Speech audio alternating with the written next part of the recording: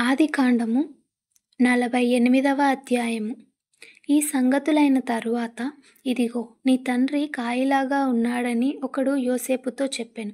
అప్పుడతడు మనష్షే ఎఫ్రాయిమీలు అను తన ఇద్దరు కుమారులను వెంటబెట్టుకొని పోగా, ఇదిగో, నీ కుమారుడైన యోసేపు నీ యొద్దకు వచ్చుచున్నాడని యాకోబునకు తెలుపబడెను. అంతటా ఇశ్రాయేలు బలం తెచ్చుకొని తన మంచం మీద కూర్చుండెను. యోసేపును చూచి, కనాను దేశమందలి లూజులో సర్వశక్తిగల దేవుడు నాకు కనబడి నన్ను ఆశీర్వదించి, ఇదిగో, నీకు సంతానాభివృద్ధి పొందించి నిన్ను విస్తరింపజేసి నీవు జనముల సమూహమగునట్లు చేసి నీ తరువాత నీ సంతానమునకు ఈ దేశమును నిత్య స్వాస్థ్యముగా ఇచ్చెదనని సెలవిచ్చెను. ఇదిగో, నేను ఐగుప్తునకు నీ యొద్దకు రాకమునుపు ఐగుప్తు దేశములో నీకు పుట్టిన నీ ఇద్దరు కుమారులు నా బిడ్డలే. రూబేను సిమ్యోనుల వలె ఎఫ్రాయిము మనష్షే నా బిడ్డలై యుందురు. వారి తరువాత నీవు కనిన సంతానము నీదే. వారు తమ సహోదరుల స్వాస్థ్యమును బట్టి వారి పేర్ల చొప్పున పిలువబడుదురు. పద్దనరాములో నుండి నేను వచ్చుచున్నప్పుడు ఎఫ్రాతాకు ఇంకా కొంత దూరమున నుండగా మార్గమున రాహేలు కనాను దేశములో నా ఎదుట మృతి పొందెను.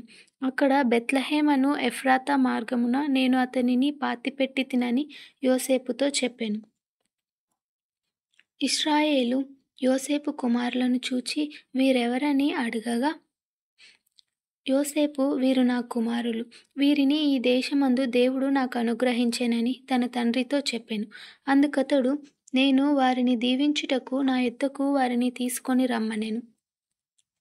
ఇశ్రాయేలు కన్నులు వృద్ధాప్యము వలన మందముగా ఉండెను గనుక అతడు చూడలేకపోయెను. యోసేపు వారిని అతని దగ్గరకు తీసుకొని వచ్చినప్పుడు అతడు వారిని ముద్దు పెట్టుకొని కౌగలించుకొనెను. ఇశ్రాయేలు యోసేపుతో, నీ ముఖము చూచేదనని నేను అనుకొనలేదు, గాని నీ సంతానమును దేవుడు నాకు కనపరచియున్నాడనగా, యోసేపు అతని మోకాళ్ళ మధ్య నుండి వారిని తీసుకొని అతనికి సాష్టాంగ నమస్కారము చేసెను. తరువాత యోసేపు ఇశ్రాయేలు ఎడమ చేతి తట్టున తన కుడి చేత ఎఫ్రాయిమును, ఇశ్రాయేలు కుడి చేతి తట్టున తన ఎడమ చేత మనష్షేను పట్టుకొని వారిద్దరినీ అతని దగ్గరకు తీసుకొని వచ్చెను. మనష్షే పెద్దవాడైనందున ఇశ్రాయేలు తన చేతులను యుక్తిగా చాచి చిన్నవాడైన ఎఫ్రాయిము తల మీద తన కుడి చేతిని, మనష్షే తల మీద తన ఎడమ చేతిని ఉంచెను. అతడు యోసేపును దీవించి, నా పితరులైన అబ్రాహాము ఇస్సాకులు ఎవని యొద్దట నడిచిచుండిరో ఆ దేవుడు, నేను పుట్టినది మొదలుకొని నేటి వరకు ఎవడు నన్ను పోషించెనో ఆ దేవుడు, అనగా సమస్తమైన కీడులలో నుండి నన్ను తప్పించిన దూత ఈ పిల్లలను ఆశీర్వదించునుగాక. నా పేరును అబ్రాహాము ఇస్సాకులను నా పితరుల పేరును వారికి పెట్టబడునుగాక. భూమియందు వారు బహుగా విస్తరించుదురుగాక అని చెప్పెను. యోసేపు ఎఫ్రాయిము తల మీద తన తండ్రి కుడిచేయి పెట్టుట చూచినప్పుడు అది అతనికిష్టము కాకపోయెను గనుక అతడు మనష్షే తల మీద పెట్టించవలెనని తన తండ్రి చేయి ఎఫ్రాయిము తల మీద నుండి ఎత్తి, నా తండ్రి అట్లు కాదు, ఇతడే పెద్దవాడు, నీ కుడి చెయ్యి ఇతని తల మీద పెట్టుమని చెప్పెను. అయినను అతని తండ్రి ఒప్పక, ఇది నాకు తెలియను నా కుమారుడా, అది నాకు తెలియను. ఇతడును ఒక జన సమూహమై గొప్పవాడగును గాని ఇతని తమ్ముడు ఇతని కంటే గొప్పవాడగును, అతని సంతానము జనముల సమూహమగునని చెప్పెను.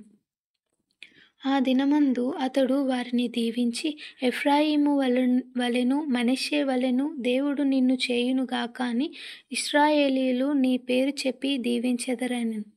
అలాగు అతడు మనష్షే కంటే ఎఫ్రాయిమును ముందుగా ఉంచెను. మరియు ఇశ్రాయేలు, ఇదిగో, నేను చనిపోవుచున్నాను, అయినను దేవుడు నీకు తోడయుండి నీ పితరుల దేశమునకు మిమ్మును మరలా తీసుకొని పోవును. నేను నీ సహోదరుల కంటే నీకు ఒక భాగం ఎక్కువగా ఇచ్చితిని, అది నా కత్తితోనూ నా వింటితోనూ అమోరీయుల చేతిలో నుండి తీసుకొంటునని యోసేపుతో చెప్పెను.